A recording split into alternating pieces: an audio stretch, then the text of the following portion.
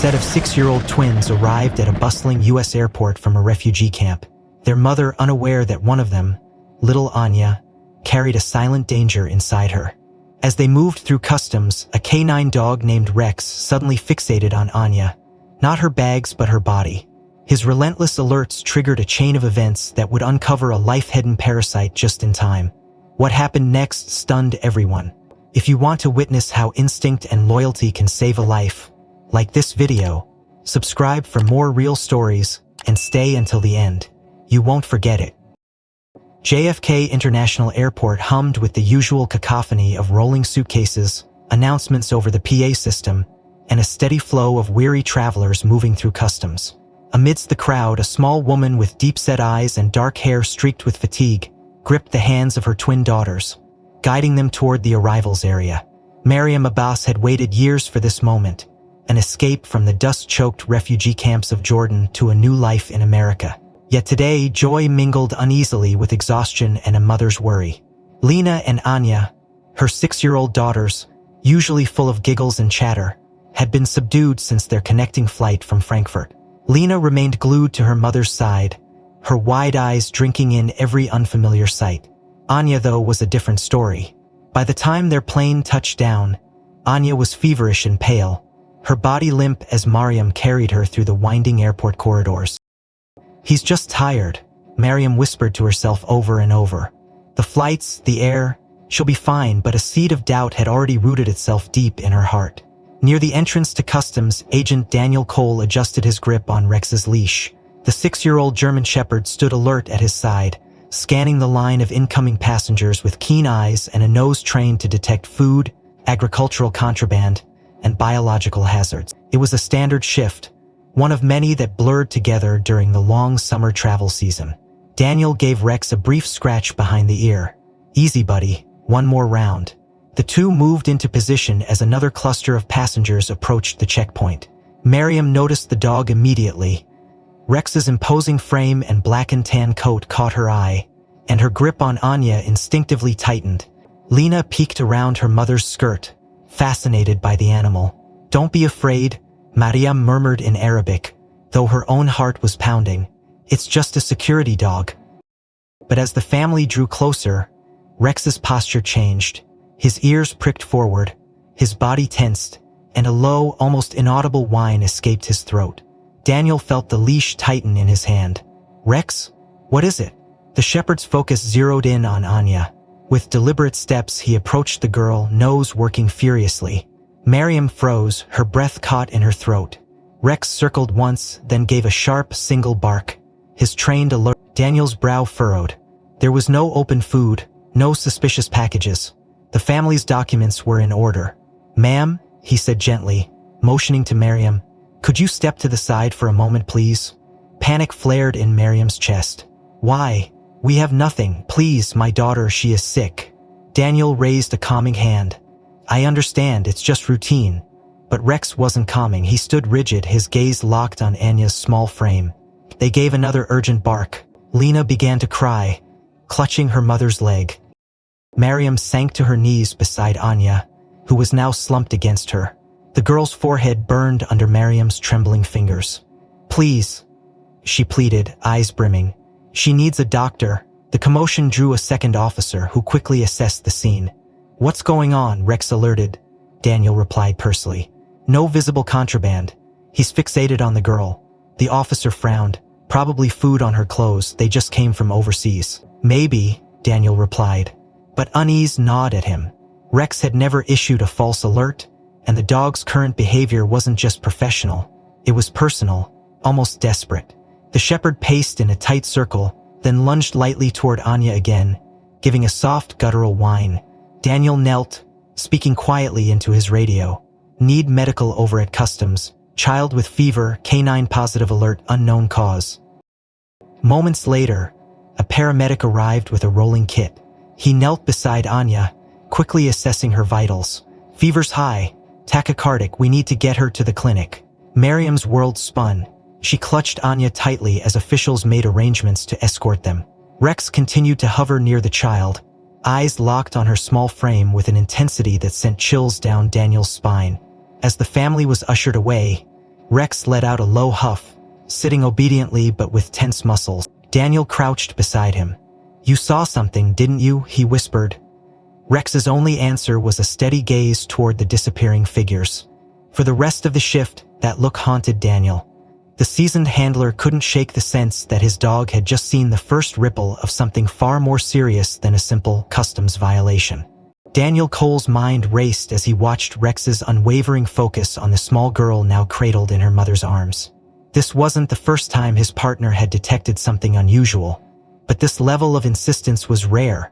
The paramedic had already lifted Anya onto a portable stretcher, her fever continuing to climb as Lena and Miriam followed close behind, visibly distressed. Came the voice of Officer Mark Ridley, one of the senior customs supervisors who had just arrived on scene. Summoned by Daniel's earlier radio call, Mark glanced between Daniel and the tense German shepherd still poised as if ready to spring toward the girl again. "You're saying the dog hit on the kid?" Daniel rose slowly, maintaining a firm grip on Rex's leash. "That's right, twice. No contraband visible, no food. It's not a standard alert, but I've never seen him lock onto a person this way." Mark frowned. "Could be medications. Refugee families sometimes bring herbal stuff or unregulated drugs in their bags. Let's have the bags pulled and checked thoroughly." Turning to the other officers, he barked, "Full search. Every piece of that luggage goes through secondary." Miriam, overhearing the order, immediately raised her voice in protest, her accent thick with worry. "No drugs, we have nothing illegal. Please, my daughter, she needs doctor." Two customs officers wheeled the family's modest collection of suitcases and backpacks into the secondary screening area. Daniel and Rex followed, Daniel feeling the tug of a growing unease. Something about Rex's behavior gnawed at him. The dog wasn't fixated on the bags. He had eyes only for Anya. In the inspection room, officers meticulously unpacked every item. Worn clothes, a few books, toiletries, a handful of small toys, neatly folded papers. Miriam watched with tears tracking down her cheeks as Lena clung to her side, frightened by the chaos. The search yielded nothing unusual. No controlled substances, no undeclared items, no herbs or suspect materials. The officers exchanged puzzled looks. Mark exhaled sharply. He turned to Daniel. "So what the hell set Rex off?" Daniel didn't answer immediately. Instead, he gave Rex the command to search the room again, letting the dog work freely. Rex dutifully sniffed through the open bags, the floor, the inspection table. But within moments, he abandoned the search and trotted toward the nearby hallway where Anya lay on the stretcher, temporarily parked outside the room while medical staff prepared a private exam space. Rex's body language changed the instant he reached the girl. His tail stiffened, ears forward, posture low. He closed the short distance between them, nose hovering inches above her abdomen. He inhaled sharply, then began a precise, methodical series of sniffs around her midsection, over her belly, her sides, her lower ribs. Then, a sharp bark erupted from his throat. 1, 2, 3 short, deliberate barks, each accompanied by a pointed glance at Daniel. Daniel's pulse spiked. This was no false alarm. Rex was trained to signal on human remains, dangerous biohazards, and now, apparently something within this small child. Mark had followed close behind. His eyes widened at the sight. Jesus, he's not looking for luggage anymore. Just then, a new voice spoke up behind them. That's not normal. They both turned to see a tall woman in a customs uniform stepping forward. Short gray hair tucked beneath her cap. Her name tag read E. Gallagher. "Who are you?" Mark asked. "Elise Gallagher. I'm on shift today covering secondary inspections. Before this, I was a trauma nurse for 10 years. Her gaze was steady as she looked from Rex to Anya. "I've seen dogs alert on bodies before, but this is targeted. He's focusing on her abdomen. If your dog's reliable, and by the looks of him, I'd say he is, you need to take this seriously. That's not a reaction to medication or scent on clothing. He's picking up on something internal." Mark rubbed his temples. "Internal, like what? Infection?" Elise shrugged. "Could be, or something more severe. Parasites, ruptured organ, even necrotic tissue. Dogs can smell that kind of thing before we'd catch it. Whatever it is, that child's condition is deteriorating fast." As if on cue, a choked cry echoed from the hallway. Miriam's voice rose in panic. "Please help." Daniel didn't hesitate. We need to get her out of here. Mark hesitated a beat, torn between protocol and instinct. Then he nodded curtly. All right, medical first. I'll log it. Elise had already moved toward the gurney, calling out to the waiting paramedics. Priority transport. Possible abdominal emergency. Need ultrasound and full blood work stat. Rex whined softly, pacing alongside as the team began wheeling Anya toward the clinic. Daniel walked beside them, Rex at heel, unable to shake the weight pressing against his chest. This wasn't routine. This wasn't just another shift. Something dangerous was happening inside that small child's body, and his partner had sensed it first. Elise caught Daniel's arm as they entered the clinic wing. Your dog just saved that girl's life, she said quietly. Mark my words, you'll see. Daniel gave a grim nod, but his gut told him they weren't done yet. Not by a long shot. The clinic inside JFK's International Terminal was small and sterile, more suited for treating minor flight illnesses than handling pediatric emergencies. But it was the only immediate option. The paramedics rushed Anya inside, Miriam stumbling after them with Lena clinging to her skirt, eyes wide with terror. Then Annie whispered hello, Rex heeling at his side with a palpable tension radiating through the leash. Elise Gallagher moved with clinical precision, already donning gloves as she motioned for the nurses to prep a bed. Anya's small frame looked even more fragile under the harsh fluorescent lights. Her skin had taken on a pale, lost grayish hue. Her head lolled from side to side, sweat matting her dark curls to her forehead. She's burning up, one of the nurses murmured, taking her temperature. Mama. Anya's voice was barely a whisper, her words slurred in Arabic. Miriam knelt beside her, trying to soothe her daughter, though fear tightened her throat. I'm here, Habiti. You'll be okay. Suddenly, Anya's body tensed. A sharp cry escaped her lips, and then her small frame convulsed with violent retching. The nurses scrambled to turn her sideways, catching the vomit in a basin. Daniel instinctively tightened his grip on Rex as the dog surged forward, nose working furiously. What's happening? Miriam cried, tears streaking her face. Elise spoke calmly but firmly. He's going into an acute phase. We need a physician now. One of the staff bolted for the hallway, returning moments later with a tall man in a white coat. Dr. Leland Carter, he introduced himself briskly, already assessing the child. Give me vitals. The nurses rattled off numbers as Dr. Carter examined Anya's abdomen with practiced fingers. She whimpered at the touch, her stomach distended and rigid beneath the thin fabric of her dress. Severe tenderness, he noted. Guarding present. Possible peritonitis. He turned to Miriam. Has she been sick prior to today? Miriam shook her head frantically. No, just tired from flying, but in the camp, there was bad water. Many children were sick. Dr. Carter's expression darkened. That could explain it. I'm thinking a gastrointestinal infection. Maybe severe bacterial enteritis or even parasitic. We'll need blood panels, a CBC, and start fluids immediately. Rex let out a sharp bark, startling everyone in the room. He advanced again toward Anya, nose darting directly to her abdomen. Daniel gave a command to heel, but the dog disobeyed first. Instead, Rex emitted a low, insistent whine, circling the gurney and returning to the same spot, nostrils flaring. Elise watched intently. He's trying to tell us something, she said quietly. Dr. Carter frowned, glancing at Daniel. Is your dog trained for medical detection? Daniel hesitated. He's trained on human remains, biohazards, and contraband. But he's never done this before, not like this. Elise added, he was the one who initially alerted on the girl. He ignored all the luggage. Whatever he's sensing, it's in her. Dr. Carter's gaze returned to the restless shepherd. That kind of focused behavior, it's hard to ignore. He turned to the nurse. Get me an ultrasound machine in here now. We'll take a look. You suspect something more? Elise asked. Maybe, Dr. Carter replied grimly. If this were just gastroenteritis, I wouldn't expect this level of abdominal distension, or the kind of alert this dog is giving. He may be picking up on necrotic tissue, a parasitic load, or something else we can't see yet. The nurses quickly prepped the portable ultrasound machine, wheeling it beside the gurney. As they applied the gel to Anya's abdomen and began scanning, Rex sat nearby, whining softly, eyes locked on the screen as if he understood the stakes. Miriam held Lena tightly, whispering reassurances in Arabic that rang hollow even to her own ears. Daniel crouched beside Rex, murmuring softly, "Good boy, stay with me." On the monitor, the grainy image of Anya's abdominal cavity flickered into view. Dr. Carter adjusted the probe, his expression tightening.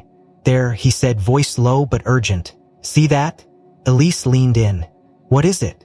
"It looks like an abnormal mass. Hypoechoic irregular borders. And," he adjusted the probe again, "there's fluid accumulating. Possible peritoneal effusion. This could be an abscess." Miriam sobbed openly now. "Please save her, please." Dr. Carter straightened. "We need to move her to a full hospital immediately. I'm notifying pediatric surgery. She may need an emergency laparotomy." He turned to Daniel. "And your dog may have just saved her life." Daniel's throat tightened. He looked down at Rex, whose posture remained taut, gaze unwavering. But the tension in the room was only rising. The true danger had just begun to reveal itself, and time was running out. Dr. Carter's eyes remained fixed on the ultrasound monitor, his brow furrowing deeper with each adjustment of the probe. The room seemed to shrink around them, the air thick with tension. The grainy image on the screen flickered ominously, revealing the mass nestled deep within Anya's abdominal cavity. Elise leaned closer, her voice low. "That doesn't look like any abscess I've seen." Dr. Carter nodded grimly. "He's not. Look here, see the cystic structure? Irregular walls, internal echoes. And these small modal patterns inside. They're not artifacts, they're moving." Elise's eyes widened. "Parasites? That's my suspicion," Carter confirmed. "I'd bet on a hydatid cyst or similar parasitic infestation, likely Echinococcus or something comparable, the kind you see from contaminated water sources." Miriam's knees buckled at the words. "You, does this mean? Please, tell me." Dr. Carter softened his tone, switching seamlessly to simpler English. "Penny, there is a dangerous parasite growing inside her stomach, something she likely caught from the refugee camp. It's gotten large very fast and it is leaking fluid." He glanced back at the monitor. "This kind of cyst can rupture without warning. If that happens, the contents can trigger anaphylactic shock. Her body would collapse within minutes." Elise added quietly, "If this had ruptured mid-flight, there would have been no chance to save her." Miriam covered her mouth, trembling. "Oh God, my baby." Lena whimpered and buried her face in her mother's dress. Meanwhile, Rex remained seated, gaze laser-focused on Anya's abdomen, his whines steady and rhythmic. Daniel's grip tightened on the leash as he knelt beside his partner. "You knew," he whispered. "Somehow you knew." Dr. Carter was already moving, voice crisp. "You can't delay. She needs surgical intervention, full resection of the cyst. We'll stabilize her here, but I want her on transport to Mount Sinai within the hour." He turned to the nurse. "Epinephrine ready at bedside. One wrong move and she could tip into shock." Elisa's face was taut. "Doc, do you think this thing is leaking already?" "It might be," Carter admitted. "Her systemic symptoms suggest some leakage. That's why she's spiking so hard and vomiting. But it hasn't fully ruptured yet. Her abdomen's not showing rebound tenderness typical of peritonitis. We still have a window, but it's closing fast." Daniel looked to Elise. "How bad could this have gotten if no one caught it?" Elise answered without hesitation. "If she'd boarded that next flight to Houston, her odds were slim. Altitude pressure changes could easily have caused a rupture. Even the stress of the flight itself, in the air without access to full emergency care, likely fatal." Daniel swallowed hard, watching Rex, who had now gone silent, his eyes flicking between Anya's face and her swollen belly. "And if not for him?" Elise glanced at the shepherd with a new respect. "We wouldn't have known. Not until it was too late." Dr. Carter was already directing orders. "Start IV fluids, get me broad-spectrum antibiotics. We need to suppress secondary bacterial load. And alert pediatric surgery at Mount Sinai. They'll want OR prepped." The nurses sprang into action. One nurse gently squeezed Mariam's arm. "You'll do everything we can." Miriam sobbed quietly, her strength worn thin. Daniel leaned closer to Dr. Carter. "How fast do we need that transport?" Carter's tone was clipped. "Ambulance needs to be ready within 20 minutes max. I'll ride with her. I want monitoring the whole way." Daniel nodded and stepped back, pulling out his radio. "Control, this is Handler Cole. I need an expedited medical transport from Terminal 4 to Mount Sinai, pediatric emergency priority." Contact Port Authority and confirm route clearance. The dispatcher acknowledged with urgency. Daniel turned to Elise. You sticking with this case? She nodded. I'm not leaving, not until I know she's safe. Rex gave a low rumble of approval as if understanding. The room buzzed with controlled chaos. Anya's tiny body, now connected to IV lines, lay still, her fevered skin glistening with sweat. Her breaths came in shallow, rapid bursts. Dr. Carter hovered nearby, checking the monitors, preparing the next steps. Daniel crouched beside Rex, fingers absently stroking the dog's ruff. You bought her this chance, he whispered. Rex responded with a soft chuff, eyes never leaving the fragile figure on the gurney. Outside, sirens began to wail. An ambulance was arriving. But as the team prepared to move, the monitors beeped a new warning. The monitor's shrill tones spiked again just as the emergency team began prepping Anya for transfer. Dr. Carter's fingers flew across the keypad of the monitor, adjusting dosage levels on the epinephrine drip as Anya's blood pressure dipped dangerously low. Push fluids, he barked. Let's stabilize her enough to move. The nurses obeyed without hesitation, hanging a second saline bag and monitoring her vitals with laser focus. Miriam stood frozen at the foot of the gurney, clutching Lena against her hip as though afraid the child would vanish too. Her voice was hoarse from crying, her lips whispering silent prayers in Arabic. Daniel remained beside Rex, his other hand gripping the radio tightly. Ambulance EITA, he called out. Less than 5 minutes, the dispatcher replied. Port Authority confirms route cleared to Mount Sinai. Lalise looked to Dr. Carter. Ready to roll? He nodded tightly. As soon as we get her stabilized enough to survive the ride. But just as hope seemed within reach, an immigration officer stepped into the doorway, blocking the exit. His tone was formal, his stance rigid. I'm sorry, the child can be transported for emergency care, but the mother and sister do not have legal clearance to leave the secure zone. The room went still. Miriam stared blankly, not understanding at first. Elise narrowed her eyes. What the hell are you talking about? The officer's expression didn't change. According to current customs protocol, only the patient may exit under emergency exemption. The other two are undocumented, not yet cleared for entry. They must remain in the designated processing area until DHS authorizes movement. She's a mother, Elise said, voice sharp. That's not my call, he replied. Then get me the person whose call it is, Dr. Carter snapped. Because I'm not sending a 6-year-old into surgery without her mother. The tension ratcheted up.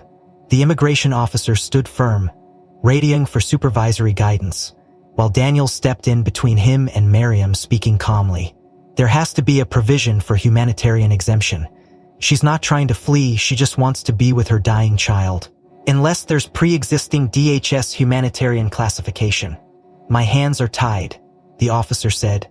The law's the law. Miriam looked helplessly from face to face, clearly unable to track the rapid English exchange. Please, she begged, voice cracking.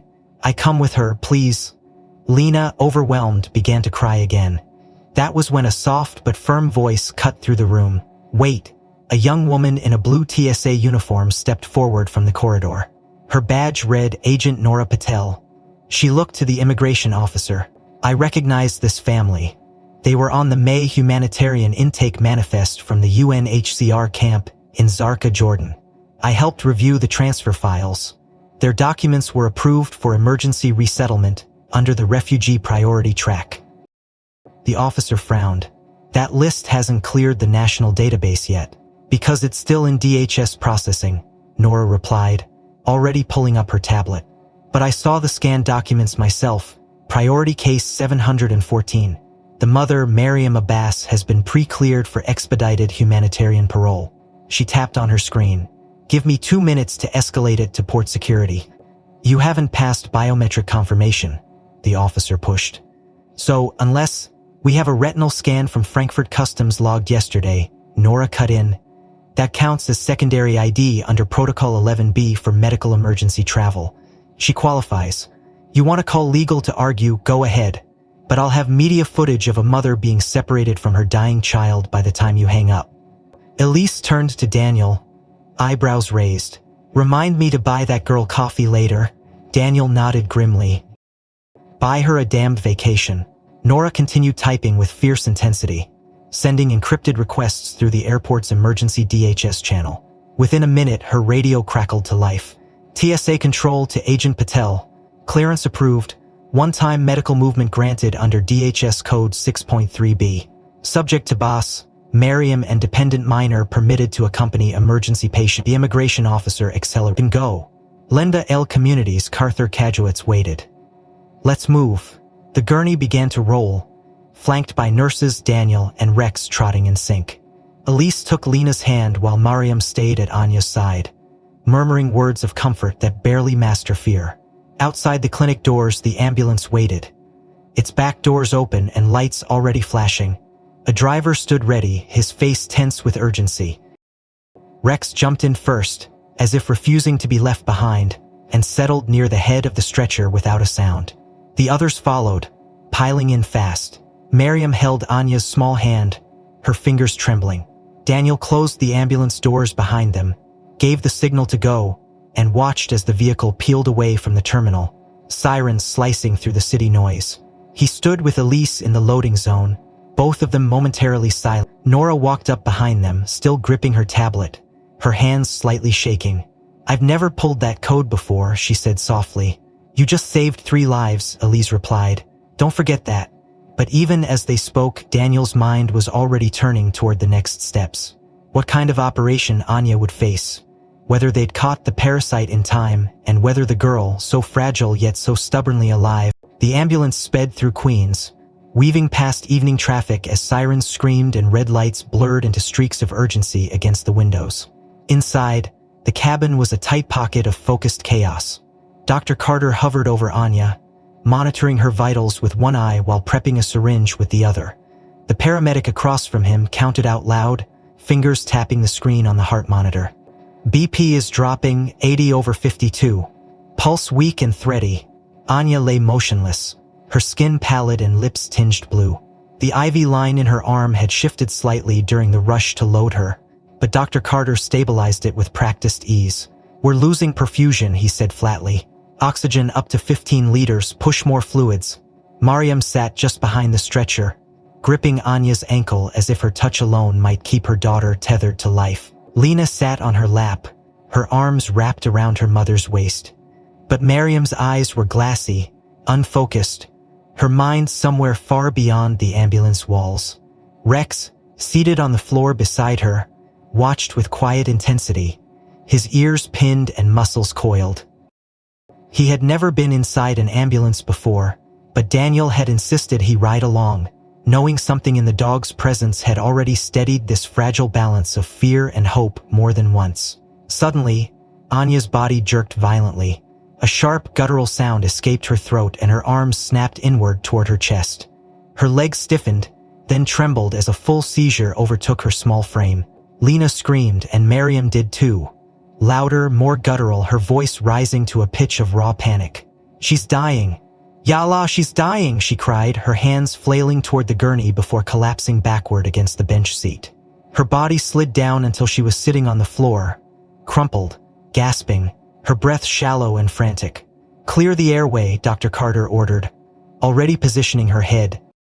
"Get the midazolam now. 5 milligrams IM." The paramedic fumbled the syringe into his hand while the second team member held Anya's shaking limbs in place. The seconds ticked in awful, jagged silence. Miriam rocked against the wall of the cabin, eyes wide but empty, her voice reduced to whispers in her native tongue. Her panic filled the space like smoke, pressing in on the team, threatening to unravel the urgency with noise and chaos. But then something shifted. Rex stood. Without prompting, the German Shepherd rose from his position and stepped toward Miriam. Gently, deliberately, he lowered his large frame beside her on the floor, pressing his body along her side. His head nuzzled beneath her arm, then rested heavily across her lap. Miriam froze. Her hand instinctively moved to the warm fur at her side. The weight of the dog grounded her in an instant. Something about the pressure, the steady warmth, the slow, regulated breathing that contrasted so sharply with her own ragged sobs. Rex didn't move. He remained curled against her, his body acting like a sandbag against the rising flood of hysteria. Slowly, the sobs changed. They softened. Miriam's breathing, still shallow, began to follow the rhythm of Rex's flanks as they rose and fell. Her hands, once clawing the air, now gripped his coat, fingers buried in the thick fur as if anchoring herself back into the moment. Lena, sensing her mother comic, stopped crying and reached to pat Rex's back with small, trembling fingers. Good dog, she whispered, voice cracking. Good dog. On the gurney, Anya's convulsions began to subside. The midazolam worked quickly, her limbs relaxing under its effect, though her breathing remained uneven. Dr. Carter checked her pupils, his voice clipped but steadier. Seizure broken. Monitor for postictal response. She's still critical, but we're holding. Daniel, seated near the front with a direct line of sight, leaned in. We're 5 minutes out from Mount Sinai. Tell them to prep or, Carter replied. We may not have time for more scans. The driver acknowledged the call, flipping the sirens into a sharper wail. Inside the cabin, Rex remained pressed to Miriam, his eyes now drifting toward Anya once more, as if his work would only be done when hers was. Elise, who had stayed silent during the chaos, finally exhaled, her eyes shining. She touched Daniel's arm lightly. That dog just did more than any human in here could have done. Daniel didn't respond. He just reached down and brushed his hand over Rex's back. The weight of this moment pressed on his chest. This wasn't protocol. This wasn't training. This was instinct, empathy, intelligence. Something deeper than they fully understood. The ambulance banked sharply as it turned toward the emergency entrance. The hospital loomed ahead, its lights bright against the dusk like a lighthouse in storm. But inside the cabin, even as the team braced for the next wave of crisis, the quiet between heartbeats told Daniel something else was coming. The ambulance screeched to a halt in the ambulance bay of Mount Sinai Hospital, the red and blue lights still pulsing against the concrete walls. As the rear doors flung open, the trauma team was already in position, led by a tall, gray-haired surgeon with a commanding presence. Dr. Alan Strauss had spent 40 years in pediatric surgery, and though few cases rattled him anymore, the urgency in Dr. Carter's radio transmission had set off alarm bells even before they arrived. The gurney flew down the corridor, Dr. Carter jogging alongside, calling out vitals. 6-year-old female, critical. Suspected hydatid cyst in the abdomen, pre-rupture state. Had seizure en route, stabilized with midazolam. BP marginal, tachycardic. Need OR ready now. Copy, Dr. Strauss responded, eyes sharp. Any imaging portable? Alright, let's move. Priority 1. Miriam stumbled behind them, her legs shaky but driven by sheer will. Lena gripped her hand tightly, struggling to keep up. Elise and Daniel followed closely, Daniel with Rex at his side. The dog trotted in a controlled but tense pace, glancing toward the gurney every few steps. Inside Trauma Bay 2, a swarm of nurses and residents converged. Monitors beeped, lines were connected, and Anya's frail body was quickly prepped. Dr. Strauss leaned over her abdomen, scanning the ultrasound images Dr. Carter had brought from the ambulance. His jaw tightened. Damn, this is one of the largest I've seen at this stage. Fluid around the cysta. He glanced at Miriam, whose eyes pleaded for answers. Your daughter is very sick, he said gently but firmly. The parasite inside her is trying to survive by growing rapidly. But now it's starting to leak its toxins into her body. If it ruptures fully, the release of that material will cause full systemic poisoning, septic shock. We'd lose her within minutes. Miriam gasped, her knees nearly buckling. Elise caught her arm. He's here now. You got her here in time, Strauss continued. Had this been delayed by even 2 to 3 more hours, the cyst would have likely ruptured on its own. The pressure buildup is critical. Your dog? He paused, glancing toward Rex, who stood calmly near the door. Your dog may very well have saved her life. The words hung in the air, the weight of them sinking in. One of the surgical residents, a younger woman with wide eyes, spoke up. Doctor, if we hadn't known to scan, we probably would have treated this as a severe gastro case. Strauss nodded gravely. Exactly. The symptoms mimic bacterial gastroenteritis. Fever, vomiting, abdominal pain. If no one had thought to look deeper, his gaze shifted to Daniel. And this canine did what humans might have missed entirely. Daniel felt his throat tighten. He wouldn't stop alerting, he said quietly. Not even after they cleared the luggage. Strauss looked impressed. I've seen trained medical alert dogs in controlled environments, but this... He turned back to his team. Prepper, we'll go in laparoscopically first. See if we can aspirate and excise without rupture. The staff moved with renewed urgency. One nurse approached Miriam, helping her don surgical scrubs so she could accompany Anya to pre-op. Elise knelt beside Lena, speaking softly. Your sister is very brave. She's going to fight through this. Lena nodded tearfully. Rex moved closer to Miriam again, pressing lightly against her leg as if to anchor her once more. Dr. Carter pulled Daniel aside. You need to tell your chain of command what this dog just did. There's no standard training for this level of intuitive detection. Daniel exhaled, watching Rex with new eyes. I will, ding. A tech emerged, motioning toward Miriam. We're ready. Miriam kissed Lena quickly, her voice trembling. Stay with the nice lady, she whispered. Then, with a glance toward Rex, she murmured, Shukran, thank you. The gurner disappeared through the OR doors, and the waiting began. The surgery lasted nearly 4 hours. Outside the operating room, the minutes stretched long and heavy. Miriam sat hunched in a chair, her knuckles white around Lena's small hand. Rex lay curled beneath Daniel's seat, his head resting on his paws but his eyes never fully closing. Elise remained close by, offering quiet reassurances when Miriam's fear threatened to break her composure. Finally, the doors opened. Dr. Strauss emerged, removing his mask with a tired but satisfied expression. We got it, he announced. The cyst was removed intact, minimal leakage. She's in recovery now. The next 24 hours will be critical, but the worst danger has passed. Miriam covered her face, sobbing in relief, while Lena hugged her tightly.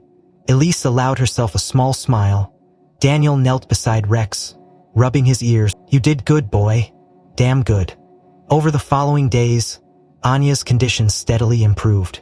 The medical team monitored her closely for signs of systemic infection, but her young body responded well to treatment. Within a week, she was able to sit up, her pale cheeks beginning to regain their color.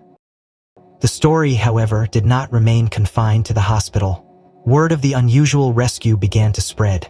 A nurse, moved by the role Rex had played, had shared the account with a friend at a local news station. Within hours, the media caught wind of the tale. Airport canine dog saves young refugee girl from rare parasitic infection. News vans soon camped outside the hospital entrance, reporters eager for interviews and photos. Miriam, overwhelmed and protective of her daughter, declined all requests. Please, she told the hospital liaison through her limited English. No cameras, no reporters. Just, I want her safe. The liaison respected her wishes and worked with hospital security to maintain privacy. But Miriam had one request of her own. Through Elise, who visited often and had become a trusted presence, Miriam conveyed her heartfelt desire. I want Anya to see dog, the good dog, please. Elise promised to do what she could. She contacted Daniel, who relayed the request up the chain of command. The situation was delicate. Rex was an active service dog, and direct public interactions were typically restricted. But the story had touched hearts within the agency as well. The Director of Customs and Border Protection, already aware of the case through internal reports, saw an opportunity for both compassion and quiet acknowledgement of their canine unit's value. An exception was granted. A controlled private meeting would be arranged in a secure area of JFK's Terminal 4, where Rex and Anya could reunite away from media glare. On the day of the meeting, Miriam dressed Anya carefully in a soft cotton dress, her hair brushed and tied back despite the IV still taped to her arm. Lena clutched her sister's other hand, excitement flickering in her eyes. A hospital transport van brought them discreetly to a side entrance at the terminal. Elise accompanied them, her presence a steady reassurance. Daniel and Rex waited in the designated space, a quiet section of the International Arrivals Lounge, cleared and cordoned off for the occasion. Daniel had groomed Rex carefully that morning, sensing the importance of the moment. The German Shepherd sat alert, ears perked, his gaze scanning the entrance. When the door opened and Anya appeared, supported by her mother and followed by Lena, something remarkable happened. Rex stood immediately, tail wagging in a slow, deliberate rhythm. He took a few steps forward, then sat again, as if understanding that the small girl approaching was still fragile. Anya's face lit up with a smile that seemed to erase weeks of fear and pain. Doggy, she whispered, Good doggy. Mariam knelt beside her, tears shining in her eyes. Say thank you, Habibni. Anya reached out a trembling hand. Rex responded with gentle patience, leaning forward just enough for her fingers to brush his muzzle. Her giggles, soft and bright, echoed through the space. Lena joined them, wrapping her arms around Rex's neck in an impulsive hug. The dog accepted the attention with quiet dignity, eyes soft. Elise stood nearby, discreetly wiping a tear from her cheek. Daniel knelt beside Rex. She remembers, Huff. Rex chuffed softly, leaning into the children's touch. Mariam looked at Daniel, her voice thick with emotion. Thank you. Your dog, saved my daughter. Daniel shook his head. It was him, he wouldn't stop, he knew. The moment stretched, simple and profound. No cameras intruded, no headlines captured the scene.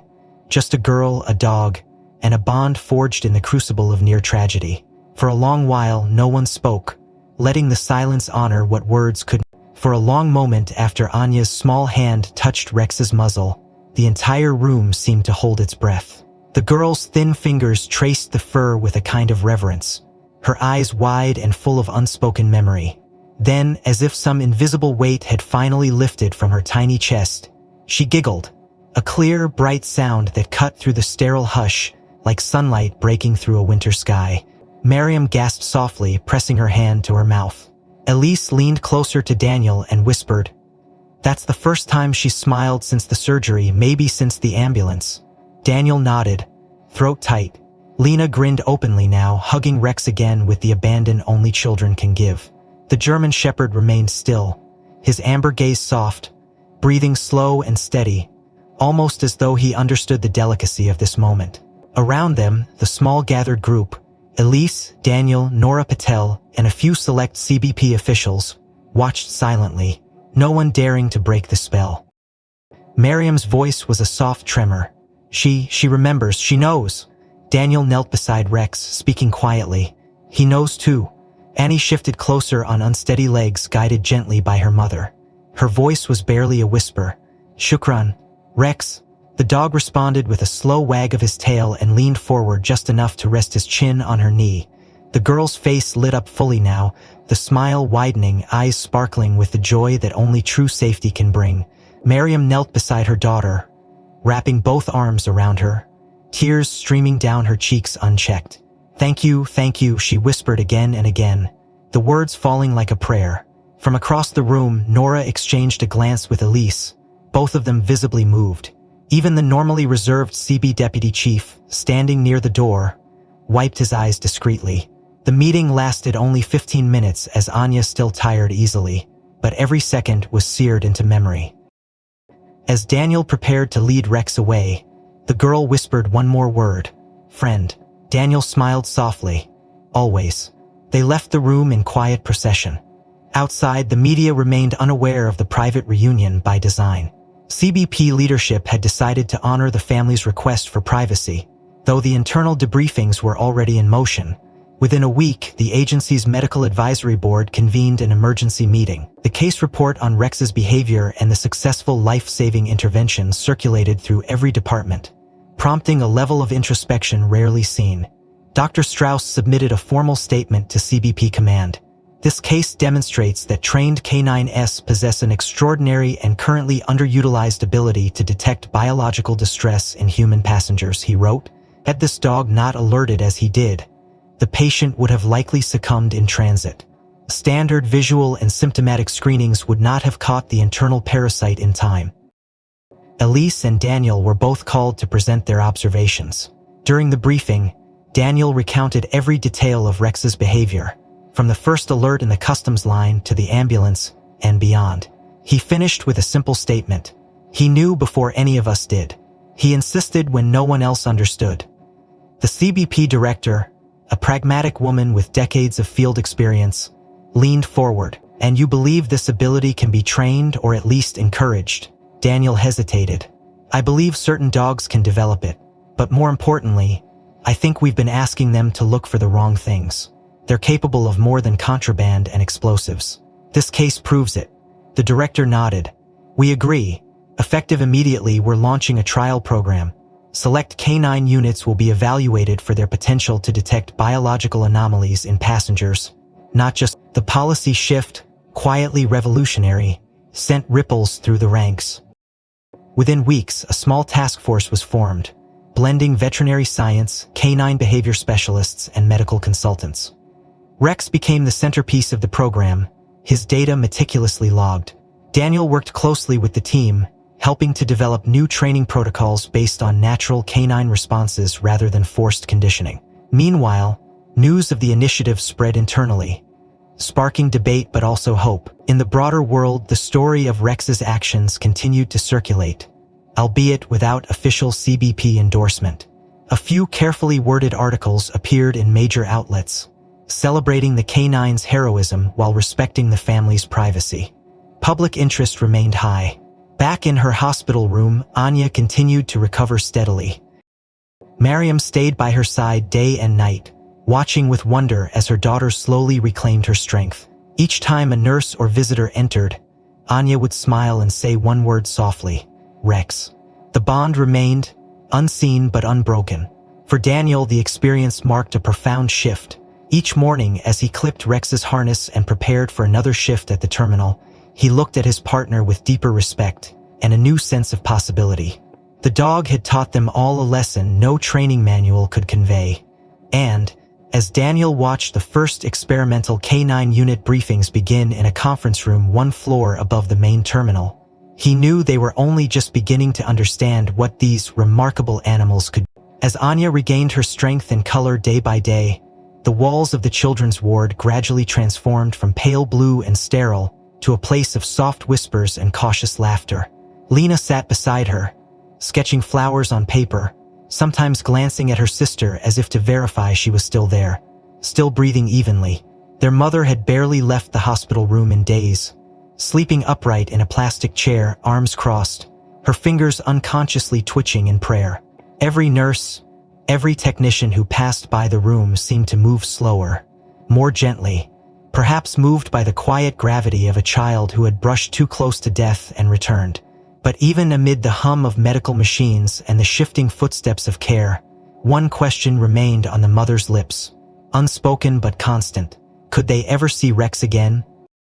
The paperwork for their humanitarian clearance had gone through swiftly now that the case had drawn public attention. Journalists had surrounded the airport, but the mother, Amara, had refused every interview with a polite shake of her head. "We are not here for stories," she had said once, in accented but steady English. "We are here because of life, because a dog smelled something no one else could." Now, sitting in a quiet office just beyond the hospital wing, Amara faced another kind of interview. Across from her sat Officer Daniels, Rex's handler, his crisp uniform and military composure slightly at odds with the warmth in his eyes. On the desk lay a printed request form, Amara's formal petition to visit Rex once a year, on the anniversary of the diagnosis, as a tribute, as a reminder. Daniels had read the form 3 times. Then he folded his hands, looked up, and said softly, "Ma'am, I wish I could approve this. I really do. But Rex is still on duty. As per federal protocol, he cannot be removed from deployment for personal visits." There was silence.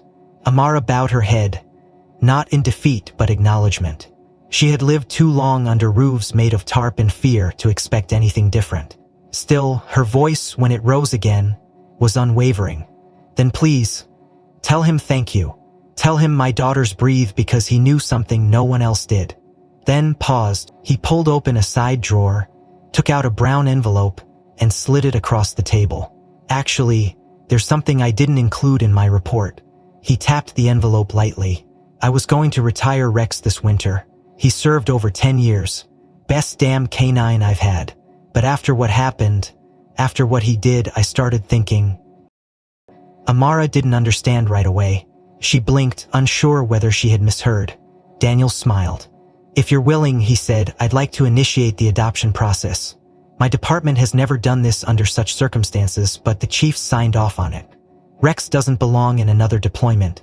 He belongs with people who already owe him more than I can ever repay." For the first time in weeks, Amara's shoulders shook, not from sorrow but release. Her hands covered her face, and from behind her fingers came the soft sound of weeping. Lena, waiting outside with a sketchpad full of drawings of Rex's ears and tail, looked up when she heard her mother's laugh through tears. Anya, curled on a window bench, asked sleepily, "Mama's crying?" Lena nodded. "Happy crying," she whispered, as if afraid the truth might float away. 3 weeks later, under the soft orange glow of the late California afternoon, Rex's official retirement ceremony took place behind the airport's canine training facility.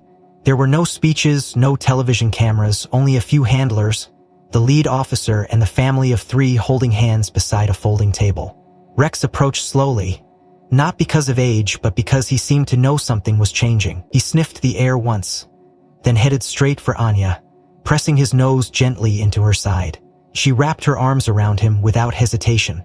This time, Rex stayed. Daniels handed over the final signed document with a nod.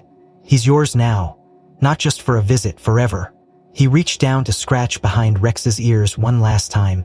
"You take care of them, old man, you've earned it." Later that night, in the modest apartment assigned by the refugee program, Amara laid out a bowl of water near the balcony. Lena fluffed up an old pillow for Rex while Anya brushed his coat with a seriousness reserved for rituals and bedtime prayers. There were no grand words, no swelling music, just the quiet breathing of a family no longer in flight. On the wall hung a framed ultrasound image, Rex's gift, and, next to it, a photo of the 3 of them, with a tired German shepherd whose eyes, finally, had found home. If this story touched you, consider liking and subscribing to support more heartfelt content like this. What part of the story moved you the most? Was it Rex's instinct, the moment in the ambulance, or the final reunion? And by the way, where are you watching from? Drop it in the comments, I'd love to know.